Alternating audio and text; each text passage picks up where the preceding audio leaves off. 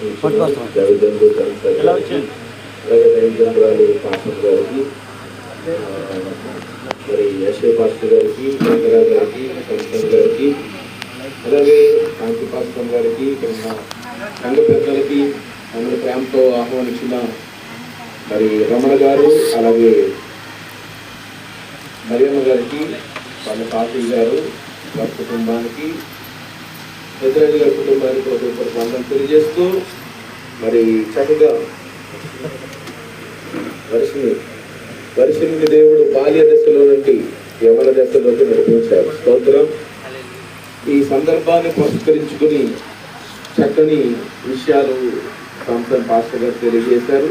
అలాగే SI pastor గారు కూడా అనేక విషయాలు, మరి 66 అధ్యాయాలు కలిగిన ఎస్ఐ గారు వారు కూడా సిద్ధపడుతున్నారు 66 విషయాలు.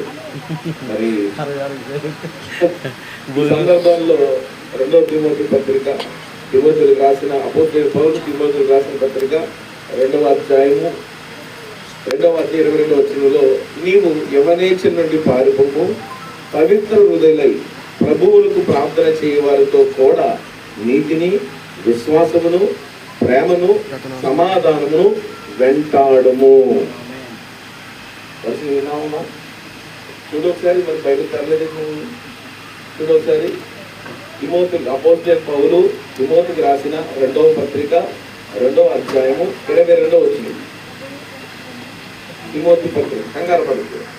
మీ సండే స్కూల్ నేను చెప్పాను కదా మీకు అంత పోటీ నేను చెప్పాను, అప్పుడు కంగారు పడుతుంది. 2వ అధ్యాయం 22వ వచనంలో, నీవు యవ్వనేచ్ఛ నుండి పారిపోము. ఏమండి, యవనస్తులు తప్పక తొట్టెళ్తారని దేవుని వాక్యం చెప్తుంది. తొట్టెళ్ళిపోకుండా ఉండాలంటే ఏం చెయ్యాలి? 1, ప్రార్థన చేయవారితో పాటు ఉండాలి. ప్రార్థన చాలా మంది చేస్తారు, కానీ పవిత్ర హృదయులై, హల్లెలూయా అండి, పవిత్ర హృదయులై ఎవరైతే ఉంటారో, పవిత్రమైన హృదయం కలిగి ఎవరైతే ఉంటారో, పవిత్రమైన జీవితం ఎవరైతే ఉంటారో, పవిత్రమైన ఆలోచనలు ఎవరైతే కలిగి ఉంటారో వారితో కలిసి ప్రార్థన చెయ్యాలి. ఇందాక దైవజనులు చెప్పారు కదా, రోజే అనే చిన్నది దైవజనుడు చెరసాల్లో ఉన్నప్పుడు మరి సంఘమైతే అత్యాశక్తితో ప్రార్థన చేస్తే ఆ సంఘము, ఆ దైవజనుడి కొరకు ఆమె కూడా ప్రార్థన చేయడానికి వెళ్ళింది. ప్రియులారా, యవన దశలో తమ నడతని ఎలా శుద్ధి చేసుకుంటారంటే దేవుని వాక్యాన్ని బట్టి.